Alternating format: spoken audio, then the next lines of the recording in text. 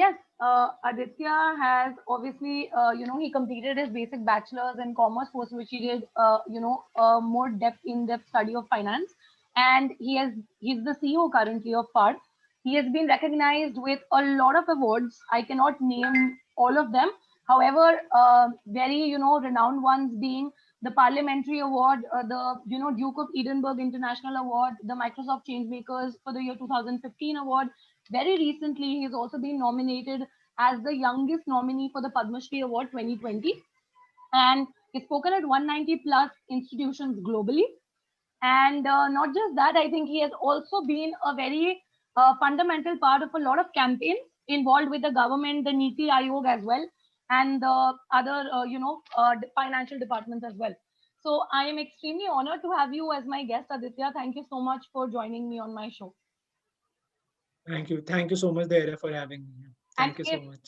if I've missed out on anything, please feel free to add on to your introduction because I'm sure I would have. No, just that my very first, I did not do a bachelor's in commerce. My very first degree was bachelor's in finance. So I'm Okay. very, in fact, I'm just one bachelor degree young. Yeah. No, but okay, then I want to clarify that because on your LinkedIn profile, I saw that you did one prior and then you did one from Shahid Sukhdev College, right? That's what, That's my school. So that's the school, that was the your commerce. schooling. Okay, the commerce. Okay, I got confused. So you just did your bachelor's in finance. That's it. Yeah. Perfect. Yeah. Oh, amazing. Great. So that brings me to asking you that, Aditya, how did this journey about probably finding your passion in startups, angel investing, etc., how did all of this begin and finance? Sure. So, there, first of all, a very good evening to everyone who has joined in. Hope all of you are keeping safe. Yeah. Uh, and all of you have joined from different parts of the country, as you know. Hope all of you are taking very, very good care of yourself. So that being said, there is so I had an inclination towards finance right in school. As in, I'm the teacher of a, I'm the sorry, I'm the son of a mathematics teacher. Uh-huh. So of course, numbers is something that I was put through right from my early childhood. Right, I did abacus. I learned abacus right from my class second or third, and went on to do a master level 10 grades in it till my class 8. Great. So numbers is something that I loved playing right from start. And in school, I loved exploring because I had not explored a lot in school. As in, I was very reserved child, hardly anything apart from academics.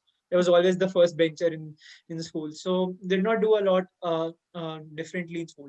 But then, of course, when I came across a couple of opportunities in which I could utilize my passion of finance in Hmm. a more practical, in a more professional manner.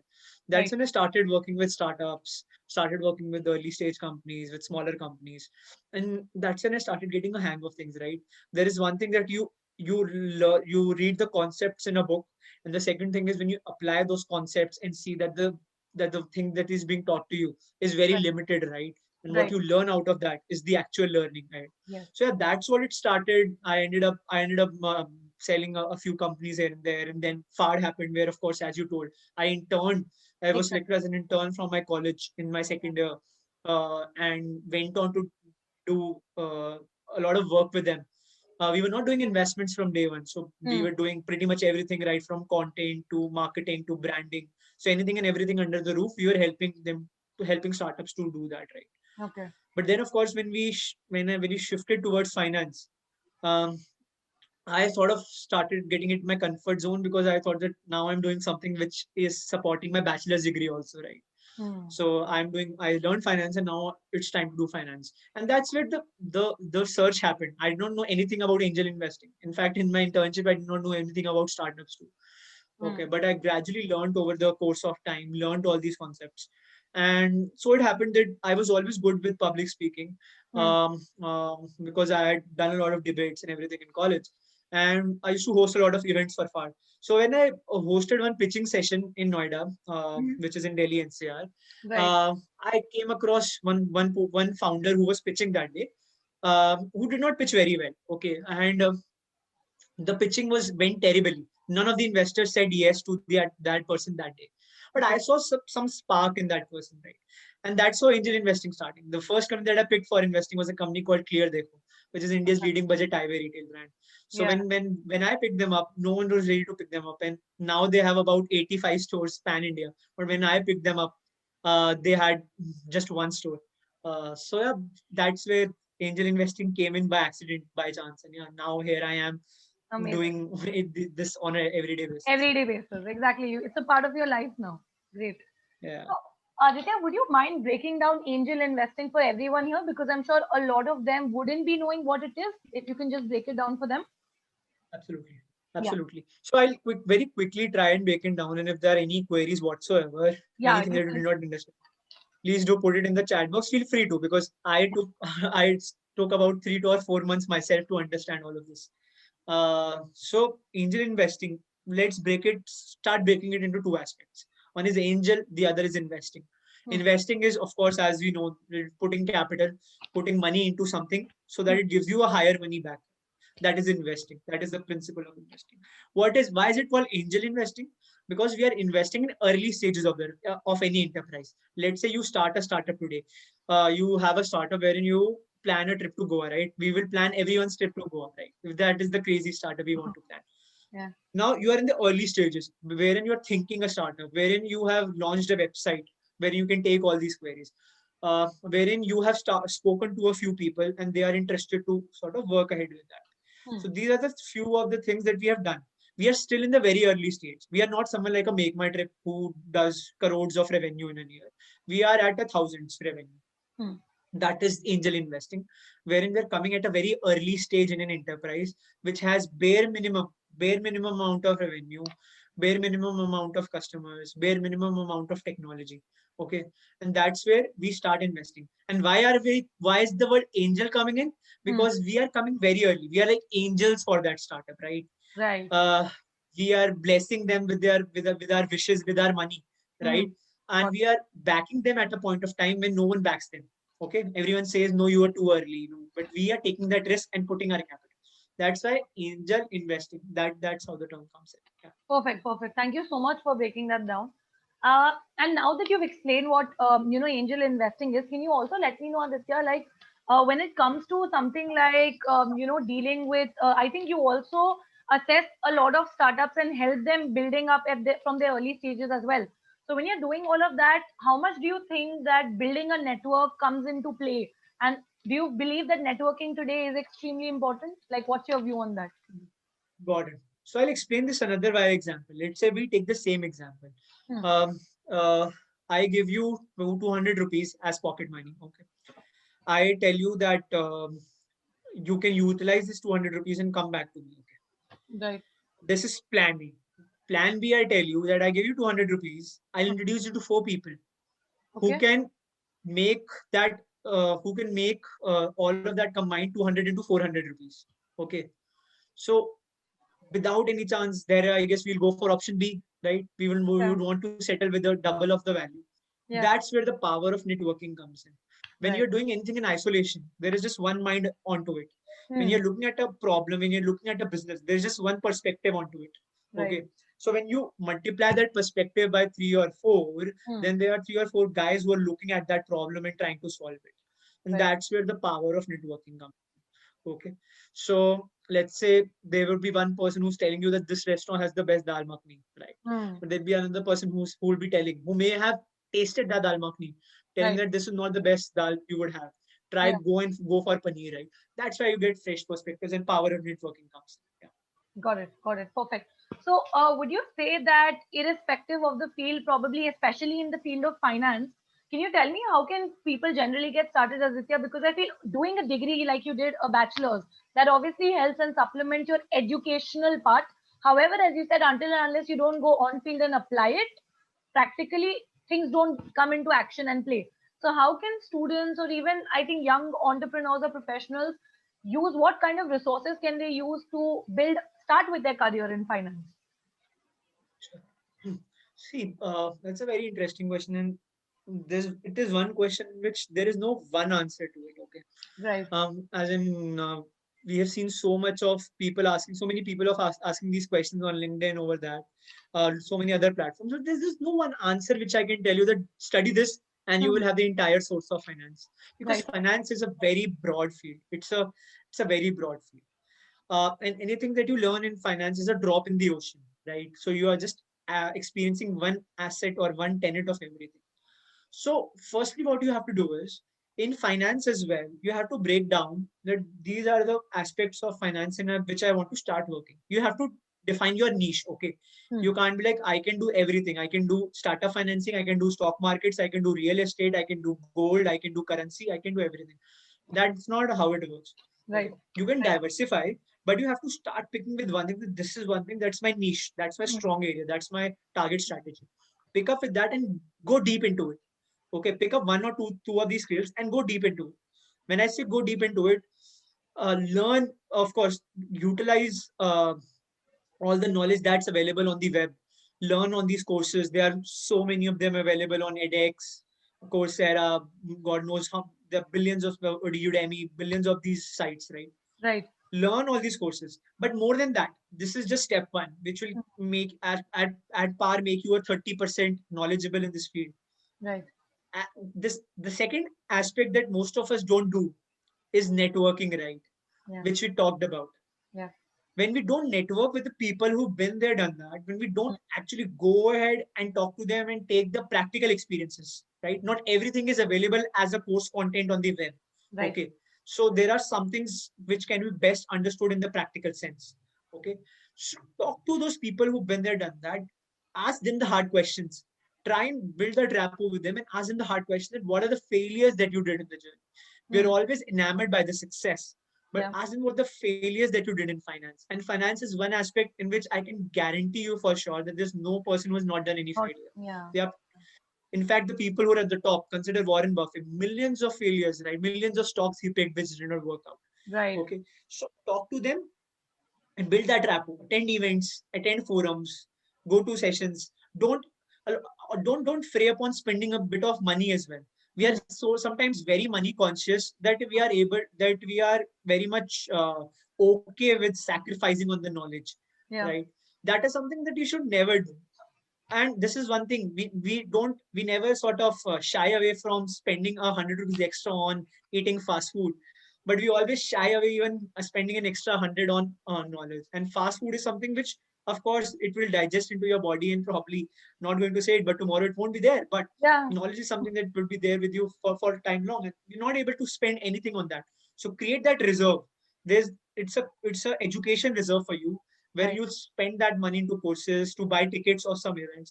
And there are just the last thing to answer in this question. It takes is one good opportunity. True. If you're at there at the right time at the right place. Yeah. If you're not there, then everything looks like it's very mumbo jumbo and complex. But if you're there at the right time and you're there with the right people, Hmm.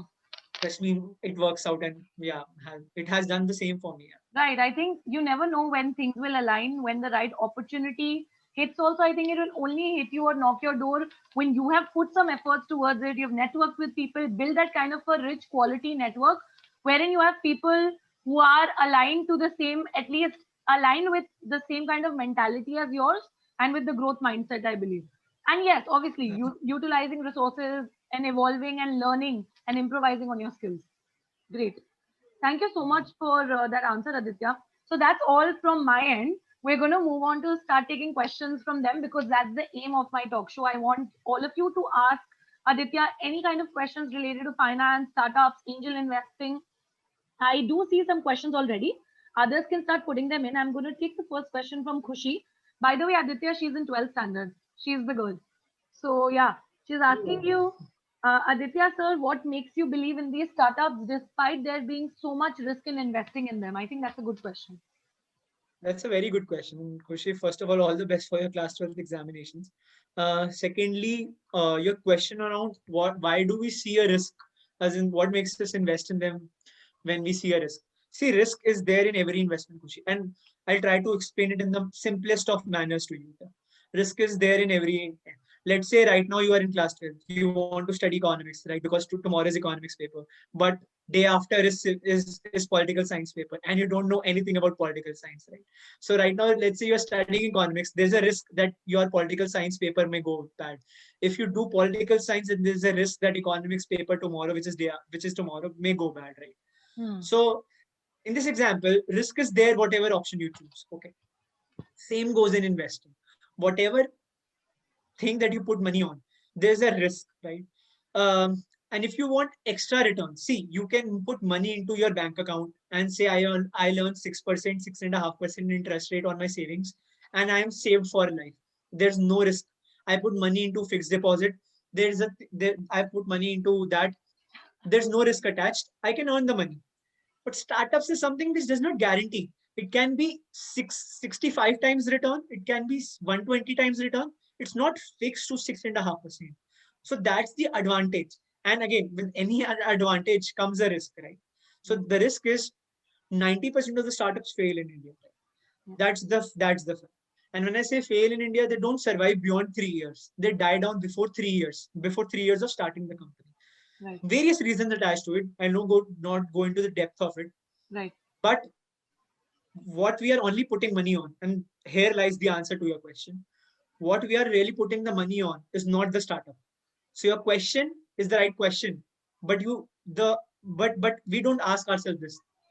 We ask ourselves that, are we investing in the right founder? Okay. If you are investing in the right people, okay, then things would automatically work. So we don't invest in startups as such. We invest in the right people. So we are in the people's business. We are people managers. We are not financiers. We are people managers.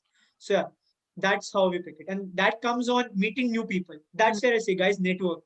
That comes on networking with new people, understanding what credibility or what pedigree these people are made of. And yeah, if we see that passion, if we see that vigor, we invest in founders. Perfect. I think I love that answer where you said that you are people's investors, not finances. That's actually like bang on. Perfect. Thanks for that answer, Aditya. We have Brinda asking you that can you please suggest us some good internships or startups to do as a commerce student? Like probably startups where you can intern is what she means. Yeah. So see, the opportunities for startups are multifolds. Also, there's a meeting time that's running on the top. I don't know if it's something. Maybe just have a look at it. Yes, we will post. I mean, it's gonna stay. We'll have to, let's say when there's about a minute remaining, we'll have to rejoin on this link if we have a couple of more questions. If not, I think within the 8 minutes, we'll see how it goes probably. Like Sure, if there perfect, are a couple. perfect, Yeah. perfect, perfect. So I'll just quickly go on. In fact, I would want to take more of your questions. And if I don't take all the questions, feel free to connect with me offline as well Yes. on Yes. my Please social feel media free to handles. connect with him on Yeah, Instagram or LinkedIn as well, guys. And I yeah. do think we'll be able to cover up the questions. If not, it's you don't have to go on to any new link, guys. You can join in via the same link again. So the meeting Perfect. would be continued automatically. Yeah. Perfect. Perfect. So, what I'll do is, so I'll quickly take up your question, Vrinda. Hmm. So, Vrinda, see, commerce has different aspects. Okay, there's finance, there's marketing, there's sales, there's HR. Hmm. Everything falls under the ambit of commerce students, or even non-technical. As in the times we are in, there is no difference between a commerce student and a science student. Everyone is probably at the same company, at the same office. Okay, everyone is doing the job, and so basically what you can do is you have to identify, are you a marketing person where you want to go into marketing, you want to explore your creative side, or do you want to go into finance, do this number crunching? Hmm. Only if you like that. Hmm. That is the answer, Vrinda, that you have to find for yourself. Me, there, anyone out there can't tell you for that, right? That is something that you have to figure out for yourself. We can only tell you that these are the good options. Okay, so figure that out and then go for these internship opportunities available. Just one last thing, Vrinda, and this goes for everyone. Where we go wrong for internship is we always go for the big brand name. Okay, Yeah. we want the best of the companies to go forward. Now, internship is defined by the work that you do, not defined by where you work. Okay, big names are there that gets you as far as interview, but in the interview round, wherever you sit for any job, any MBA placement, anything, they would ask you your experience. So if you haven't done quality work, um, then that does not happen. Okay, so always go for the internship where you think that this can add value to your career growth. This can build that mindset inside you where you can grow every day and you can add value to that work. You are willing to learn for that. Once you are able to do that, trust me, you will be able to make out of it. Similar in my journey. I was not an angel investor. I had not done an angel investing course. I went to the best of the colleges. I had big brand name internships under my belt. I forego all of that. I go for a company named FARD, which has just started. I'm not getting any stipend. I'm not even have a full-time office. I'm roaming here and there. I don't know what I'm doing. But I went for the quality of work wherein I had to interact with people, get to know about their failures, and Right. utilize all of that to create stories, to create a lot of things. And that's when I go ahead and put my full-time effort into it. So always go for internship where you can think you can add value. Yeah. That's the answer. I think I totally agree with you on this, Aditya, because I have myself done about 20 plus internships with various startups. None of them were with the big names. None of them. And that is what has helped me learn so much because I did them in these domains. You get to learn so much when you apply it, as you said.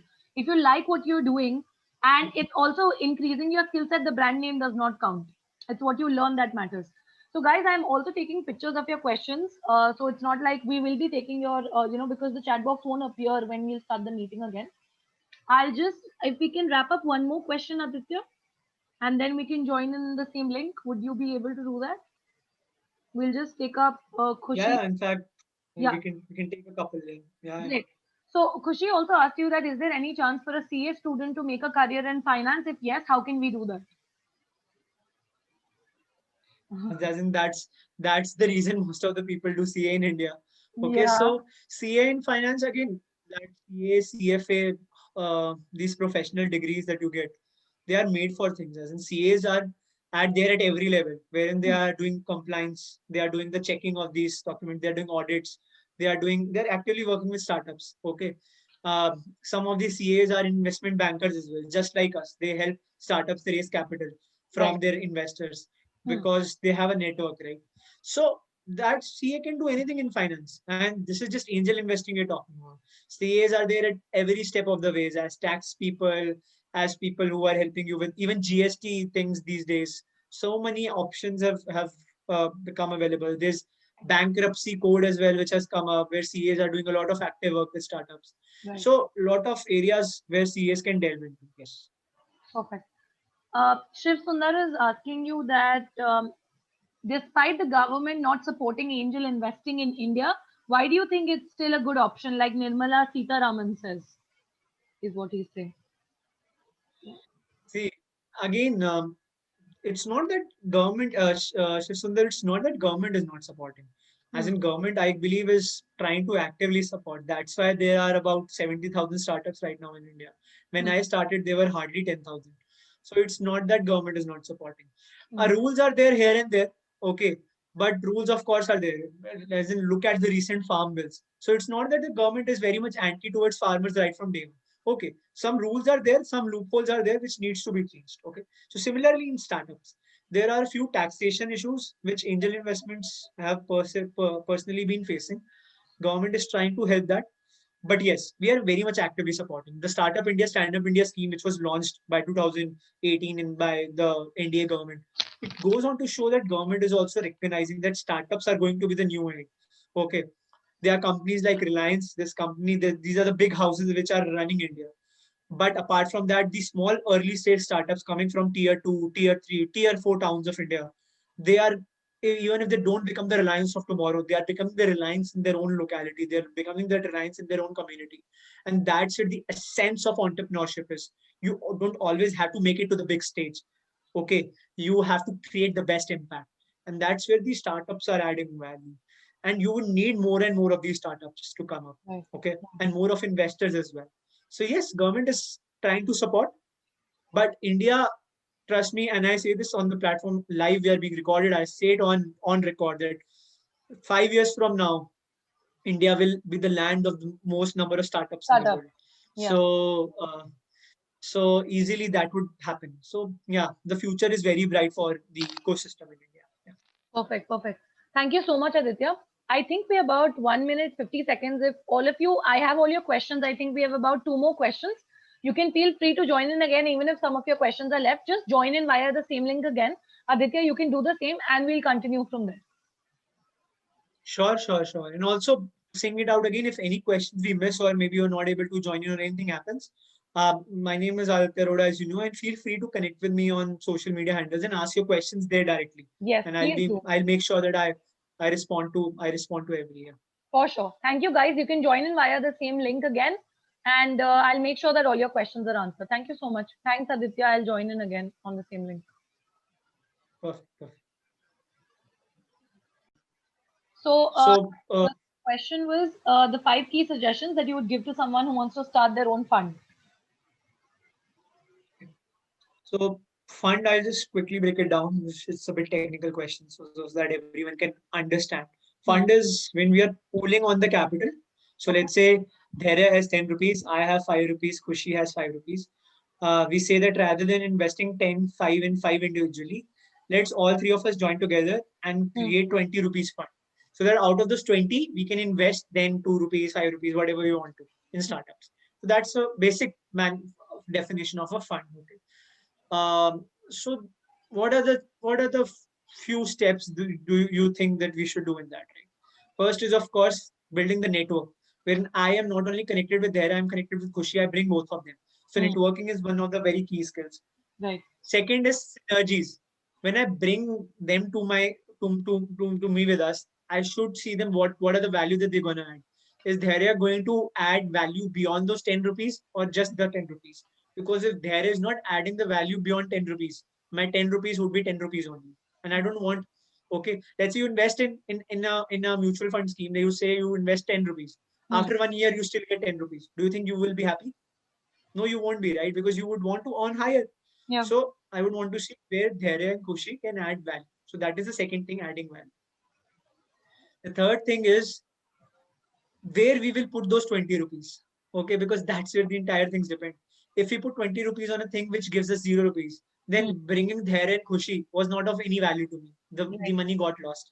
Okay, so that is the third thing, clarity that where you're gonna put that money. The fourth thing is it is going to be is now in the 20 rupees, I need to plan that 20 better. I can't put 20 into entirely one. Because if I'm putting into one, it's a 100% it's a 100% profit, 100% loss. It's a 50-50 kind of a situation. Right. That's a very huge risk.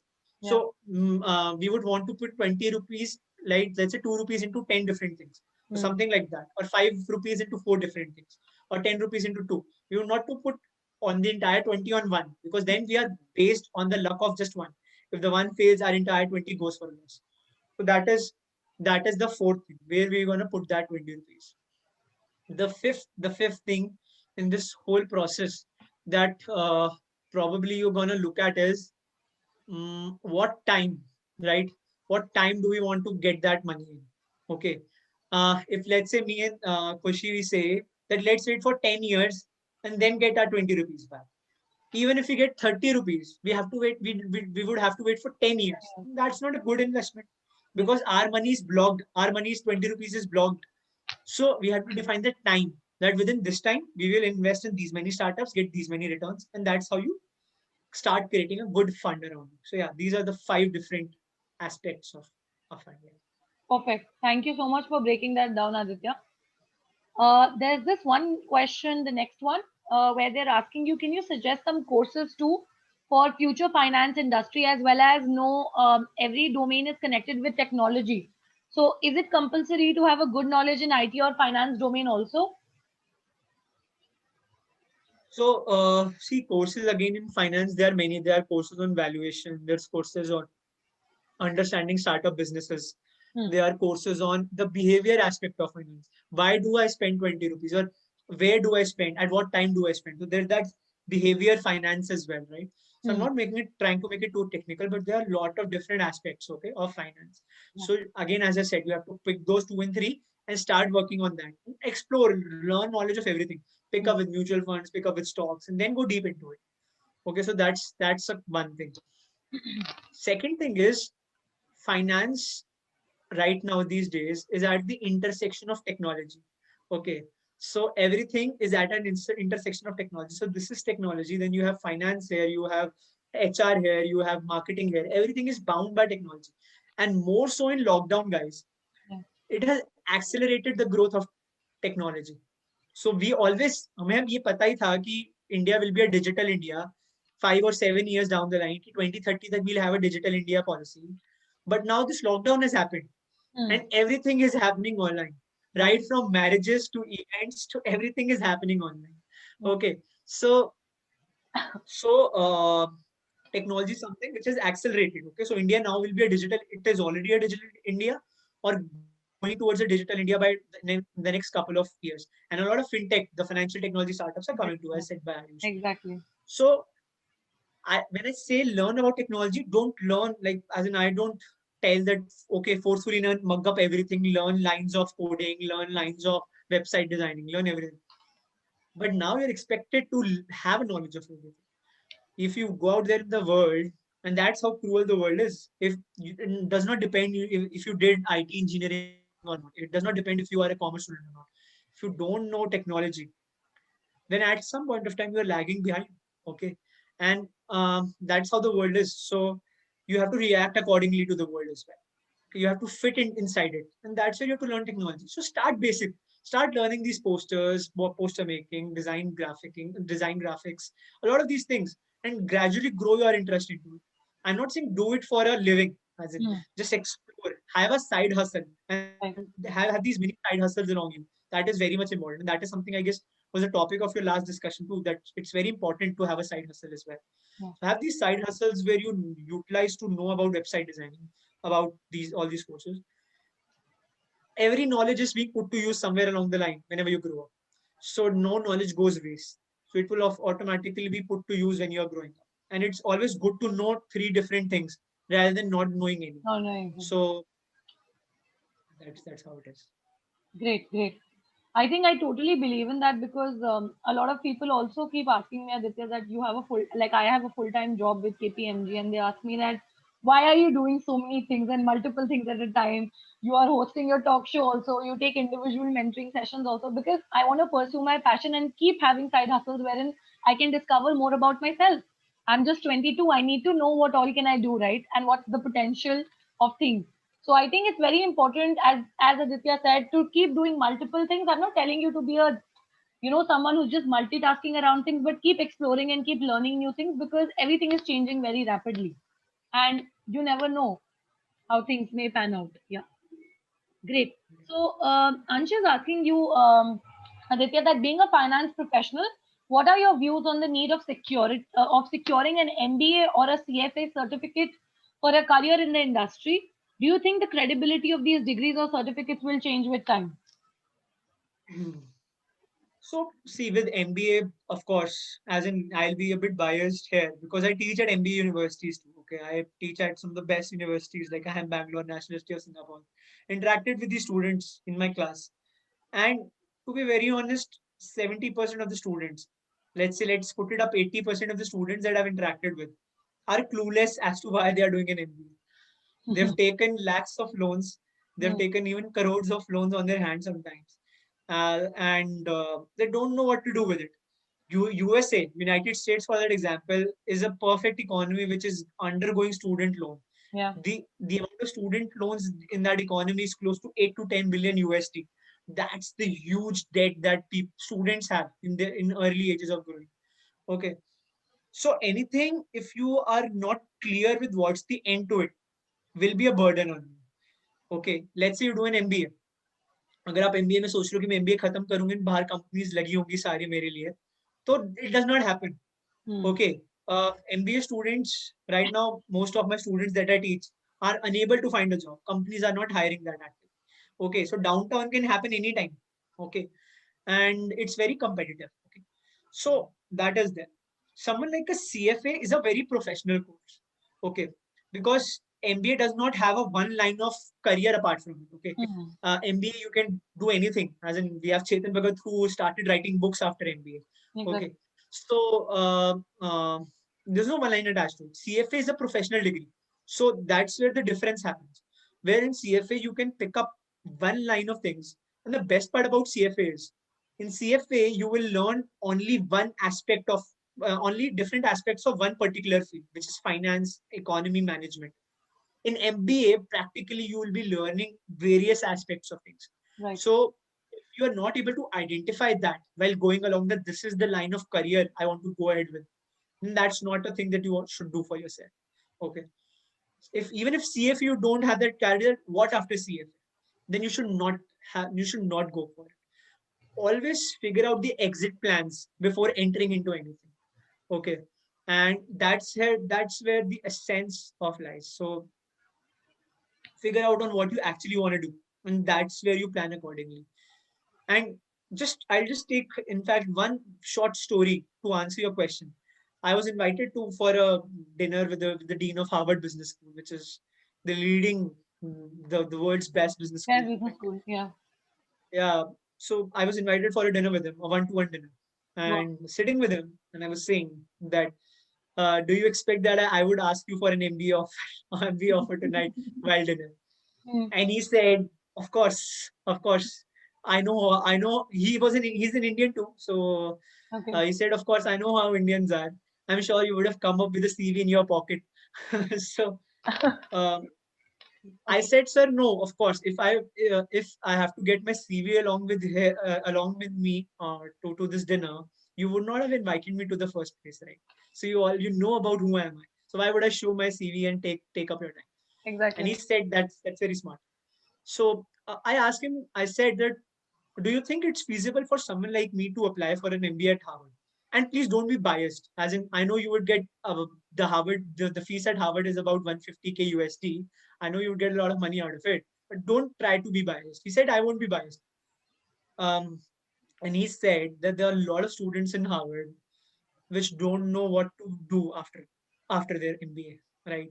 There are a lot of students who don't get placed at Harvard because, Mm. again, when you're sitting in Harvard, your competition is with people With who've the been who have come to Harvard, right? So exactly. the competition intensifies. Okay, rather than summarizing, it intensifies. And I said that's very true. And he said, we don't know what you're actually going to do at Harvard. Harvard is a brand name, which of course can get you from point A to point B. But if you don't know what to do after that, achieving that point B, you will never be able to walk ahead in life. Harvard would not be there till your deathbed. We are just here for 2 years of your life. Okay, we don't own your entire life history.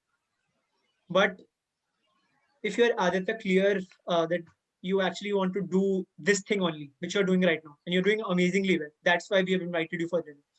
Then someone like you should not come to Harvard and build that 2 years of your life in startups. Because if you come to Harvard and then waste your 2 years, you will not be able to focus on any other thing when you're doing your MBA. Your passion would die down. You would be burdened under responsibilities. You would have a loan in your parents' hand.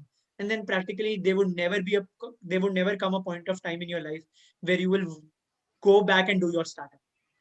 You will always be in that rat race, chasing, paying your bills, getting a higher job. And that's where your life would happen in loops. And it's very difficult to break that loop. Okay. So yeah, does not matter if you go to Harvard or not. If you want to, if you're doing something passionate that you have the passion for in life, do it right away. As in, you don't need to waste your 2 years of your life in something, just having that tag for nothing. Exactly. True. I think I completely agree with you, Aditya. Thanks for that answer. Ayush is asking you, should you pick up these ERP and data visualization software courses too, like SAP, Tableau, etc., along with PGDM studies? Absolutely. So, ERP, for those of you who know, is Enterprise Resource Enterprise resource Planning. planning. Yeah. So these are softwares like Tally, SAP, Excel. Like a lot of softwares are there. R Plus, R Studio. So these softwares help us to automate the entire work. So whatever I'm doing offline, it helps us to automate everything. Okay. So all these, as I said, this is also learning technology, Ayush. So these are parts of technology. So learn all these things. It's great to know all of these things, even if you don't apply for it. And create your own examples, create your own tables onto it, put in your own data. Okay. Start experimenting with these softwares. You'll be amazed to know to what extent the software is correct. Okay. And when you start figuring out these anomalies in the software and you start figuring out what is something that can be solved by these softwares, that's where your mindset would grow, Hmm. wherein you would start looking at things beyond a software solution. Exactly. Okay. And that's where the actual growth in a finance professional comes in. There will be a lot of times in your life wherein in finance as well, we pick up some investors, they don't want to put in money. Now, what should we do? How should we get capital? Should we approach new investors or should we try to convince the existing ones? Okay, that's always the case. But once we break out that cycle, we start backing the founders. We start putting in our own capital. We start in, and that's how the first line of trust and credibility comes in place. So that's how you build your knowledge around the software. Then you should definitely do that in Yeah. your PGDM. Yeah. In fact, I'm actually Ayush. I'm a SAP analyst, so I work on SAP itself, the tool, and all these ERPs as well. And in fact, you should be doing it because it kind of gives you firstly a hands-on knowledge, like Aditya told you, and it streamlines processes, and you get to know how to work on different situations. Because when you're facing a client situation in real life, you're supposed to implement it. And I'm a technology consultant. Technology is everywhere. I never wanted to do a technical degree of sorts, so I hated coding. So I was looking out for something wherein I could do management, pursue my passion, still use some amount of technology. So I don't code, but I work on softwares at the end of the day, like Aditya said, there's no escape. I'm working on this ERP tool, SAP. But I think data visualization tools also like a Tableau or like a Power BI, R Studio, like Aditya said, you should explore them because it's the need of the hour, to be very honest. Yeah. So one last question for you, Aditya. Tushar is asking you, do you think the Berkus model is a viable option to value early age startups? It's a direct Very question which technical. he sent. Yeah, it's a very technical question. He sent it to me directly, I guess, instead of sending it So, to everyone. yeah, in the last, I guess he sent it in the last as well. I remember reading that question. Yeah. So it's a very, very technical question. So see, but I'll tell you. So of course, the specific of that question we can discuss later. Okay, because I don't want to start a class on valuation and its method. That's in my MBA class as well. That takes me about 3 or 4 sessions to explain everything, Yeah. and these are all 1.5 hours, 2 hour sessions. So I'll not probably go into depth of it for the Hmm. interest of sake of everyone. But I'll try and explain one thing in very similar. No model in valuation is correct. Okay. Every model has got its own flaws. And I'll tell you why. I start with a company. Okay. And Dhairya says my valuation of the company is 20 Hmm. rupees. Okay. Hmm. And Dhairya says it because I have 5 rupees. Dhairya says that for, or let's say Dhairya decodes that for it will multiply 4 times. It will Dhairya decodes that 4 times, it will multiply and it will be 20 rupees. But Kushi on the other hand says, I don't think it will go to 4 times, it will go twice. So then it should not be 20, it should be 10. Okay. Both are correct. Both have their own assumptions. Yeah. Dhairya says double. Dhairya says 4 times. Kushi says double. Double. Now, one aspect of it. Future, it's future. Anything can go in any way. Now, let's say Tanya comes in and says that forget 4, forget 2, it will not grow. It will become 0. Now, that can be correct too as well. Hmm. I don't know how will the company go ahead. So no one is correct in this case. No one is right. No one is wrong in this case. Right. Everyone is right in their own viewpoint, limited to their prediction of future. Okay. So that's where um, valuation or value of a company is all based on how company will perform in future, because we don't value in present, we always value for future. We value in present, but we value it for future. So there's always that difference. Okay. And once that difference is there, we can't predict how much that difference would be, and that difference is called growth, how much the startup would grow. And that's where the subjectivity lies, guys, Yeah. because company can grow at any pace, it's just making a random bet. So Perfect. no model is correct. No model is correct in that way because they've got their own assumptions. Hmm. And every assumption in finance, in fact, every assumption even in science, in engineers, whole of organic chemistry, as in I'm not an engineering expert, but whole of organic chemistry is based on assumptions and all these things. Yeah, yeah, yeah. And Everything. no of these models is correct. As in, so yeah, True. that's how it is. Yeah, I think it's all because it's, as you said, it's based on varied perceptions. For me, the perception is it'll become 4 times. For Kushi, it's twice. For Tanya, it's zero. So you can't actually come. There's no right answer, as you said. So you cannot rely on any model. Perfect. Thank you so much, Aditya, for answering all the questions so well. And thanks everyone for dropping in some insightful questions. I thank you again, Aditya, for joining in. I had an amazing, it was like a one on one conversation. I've learned a lot about angel investing and startups. I did have a fair idea. However, I think I know better now. So thank you so much for joining in, and thank you everyone for joining in again. Anything that you would like to probably leave them with any ending notes or comments before probably signing off? Thank you so much, guys, for joining in and staying it till the very end. And yeah, just whatever you are doing in life, just do it very passionately. As in, don't love what you do, but do what you actually love. So that's where the difference happens. And so start doing that. Trust me, everything works out. When I started, I don't think that I would become an investor one day. I would become an entrepreneur one day. But that's how life is. All it takes is that mindset that okay, let me start and let's just see what happens next. So once you start in that, uh, then of course everything follows. And always back yourself. Whatever your age is, don't be hurdled by what people around you say. Just back yourself at the end of the day, and that's where the magic happens. Yeah. Perfect. So Tushar and everybody else, if you have any other questions you wanna, probably speak to Aditya about other things as well, please feel free to drop him a message on LinkedIn or on Instagram. And yeah, I think he'll be more than willing to help you with anything.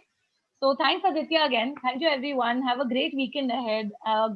Good night. Have a great weekend and enjoy. Stay safe. Thank you Aditya. Bye. Good night. Thanks, Dhairya. Thank you so much. Thank you, guys. Thanks.